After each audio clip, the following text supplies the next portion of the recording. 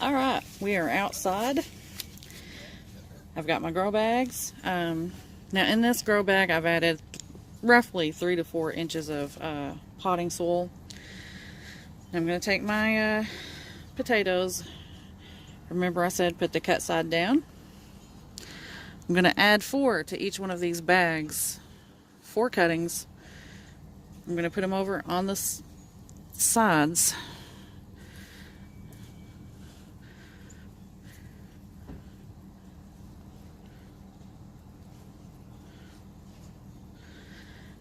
Now these bags will support 4 plants. It's not going to be overcrowded. It might sound like it, but it won't. Now I'm going to add a little bit of soil over the top.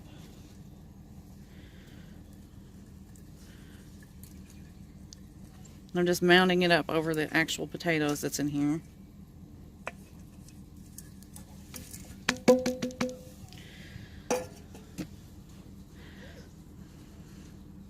Now as these potatoes start to grow, the plants will start coming up through the soil. I don't know if you guys can actually see in there. I hope so. But as they come up through the soil, I'm going to continue to add more dirt in here, and more and more and more the taller it gets. Once it gets to the top of the bag, I'll probably mulch the top of it.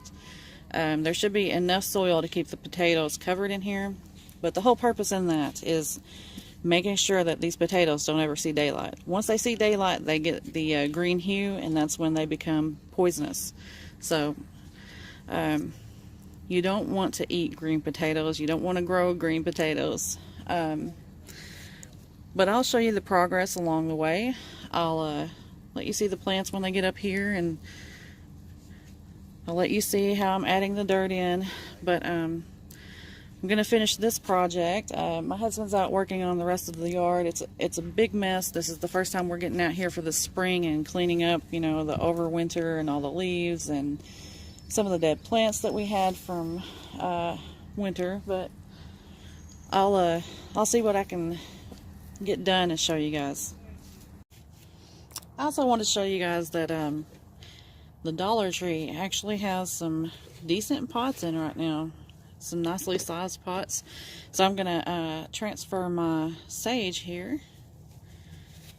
I've got a little bit of dirt already in the pot.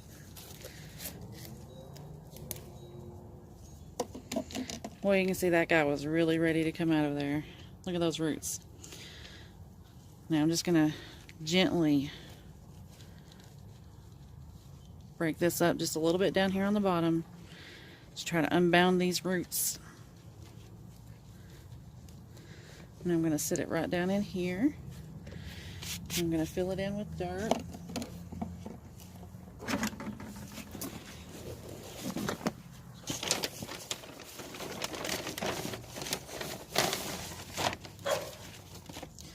Sorry about the dogs barking in the background. That's my neighbor's dogs.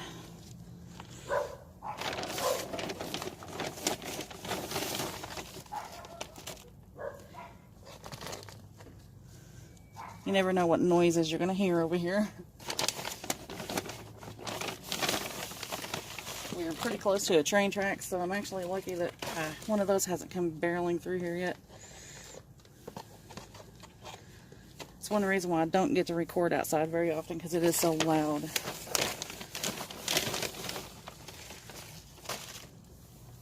I'm really hoping and praying that we get that house out in the country, and we can move on with our lives where we want to be.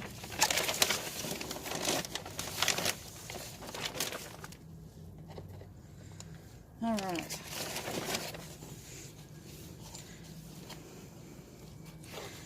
I'm going to lightly tap this down on the sides. Now, gently water it.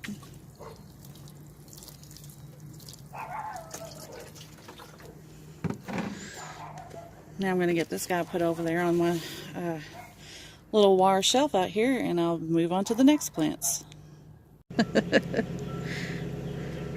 He's always out here helping us. He's watering the potatoes.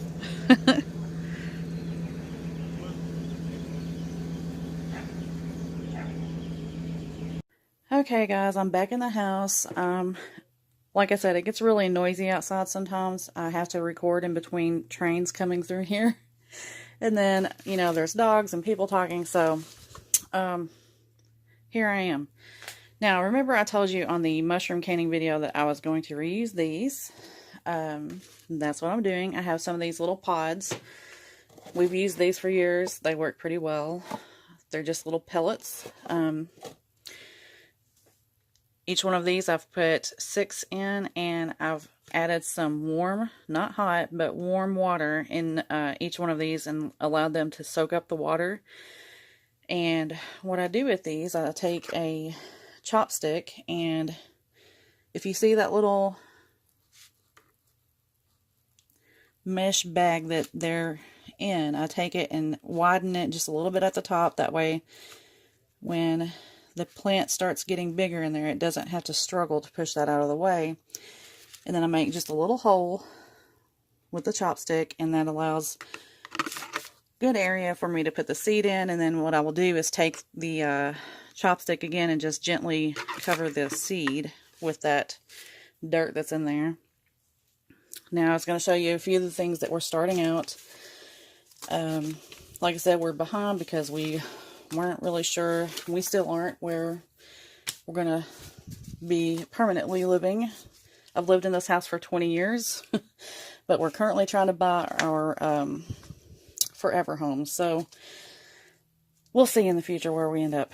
But I'm going to start out some of these purple Russian tomatoes from Baker Creek Seeds. Have some of these from M.I. Gardener, the Black Sea Man tomatoes. We love this variety. Another one from M.I. Gardener, the Hillbilly tomato. These are really pretty. They're orange and they have red stripes, and the inside of the tomato is red and orange also. And then I have some of these beefsteak tomatoes. I wanted to tell you guys, if you've ever seen this brand, it's extremely cheap, and I didn't even pay 59 cents for these. I got these on sale last year from, I can't remember the place, what it's called, but they were marked down at the end of the year. Always watch your seeds in the stores. They had these for 10 cents a package, so we grabbed different seeds from them. But we've used these before, and they're actually pretty decent, and they're non-GMO, so they're also heirloom, so they're actually pretty good to get.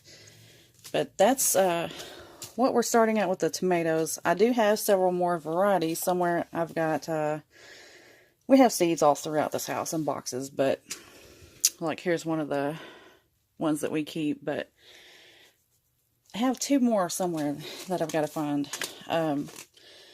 Here's another thing from that brand. This is the white spine cucumber. Those are good for pickling, and we grow these every year, the lemon cucumbers. This is from M.I. Gardener.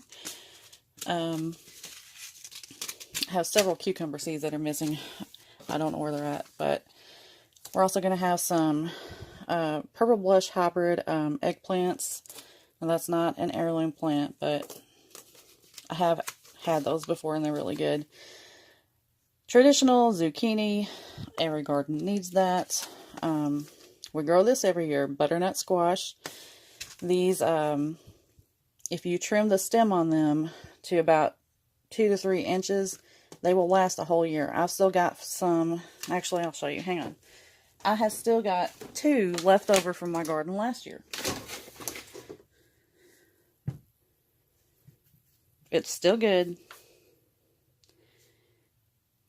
But you've got to trim that stem at the right length, or else it will rot on you. But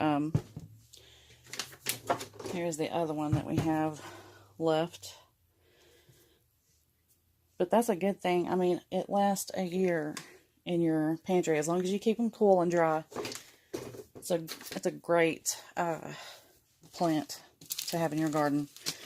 And then we have the white scalloped squash, and I love these also, but they don't last like that. But I'm going to set this up over here and get a couple of seeds planted, and then I will move on from this project to something else. Okay, now I'm going to start out with this purple Russian tomato. Now some people will go ahead and put 2 to 3 seeds in each spot. I don't do that. I can't stand when, say, 3 of those tomato plants come up and you have to destroy one because you don't want that many. I'd rather take my chance on none of them coming up in that spot and then replanting, you know. I just don't like wasting seeds or tomato plants, or any type of plant for that matter. Now I've gotten 1 seed in each hole.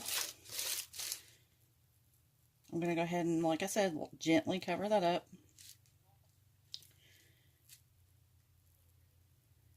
And I'm going to go through every one of these like this and get everything started out. Something else we're going to plant I thought I'd show you guys. I don't know if you've ever heard of this. It's called mullein.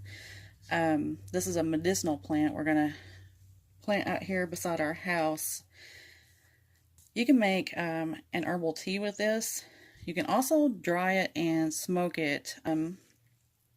This is a great plant to have. It's actually really pretty also, but it helps with pain and some anxiety and stuff like that. So we're going to be growing this also. But I thought I'd just show you guys that. Now I'm going to get busy and get this done, and I'll catch up with you here in a few. Okay, now I have everything in their little pots and they're all tagged. I still have some things that I'm going to sow directly, like the radishes and stuff like that, but these guys all need a head start. So I'm probably going to put a few of them out in our greenhouse. It's starting to get warm enough for that. We have a large greenhouse that my husband has to finish putting together. We moved it and had to pull some of the sides off of it, but as soon as we get that put back together, I'll take you guys in there. But anyways, work is never done. But I'll see you guys soon. I hope you've all had a wonderful day. I love you all. Get out there and grow something. Bye-bye.